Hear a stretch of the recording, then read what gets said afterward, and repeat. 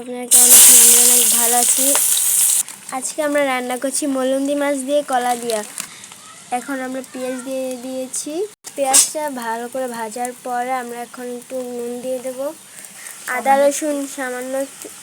রসুন দিয়ে দিলাম সামান্য পরিমাণে। তারপরে আদা রসুনের পর আমরা একটু হলুদ গুঁড়ো দিয়ে দেব, একটু মরিচের গুঁড়ো দিয়ে দেব, তারপরে একটু ধনিয়া গুঁড়ো দিয়ে দেব, তারপরে একটু কাঁচামরিচ দিয়ে দেব, সামান্য পরিমাণ পানি দিয়ে দেব, লাড়া দিয়ে নেব। এখন ভালো করে কষিয়ে নেব। তারপরে একটু কলা দিয়ে নেব,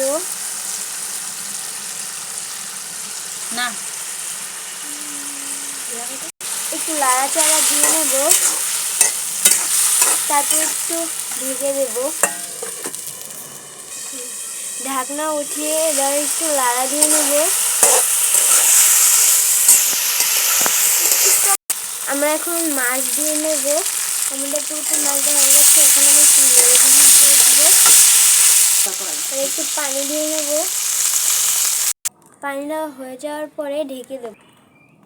আমাদের তরকারি এখন হয়ে গেছে। আমরা এখন একটু পাত্রে বেলে নেব। আমাদের তরকারি হয়ে গেছে। এটাই আমাদের তরকারির ফাইনাল লুক।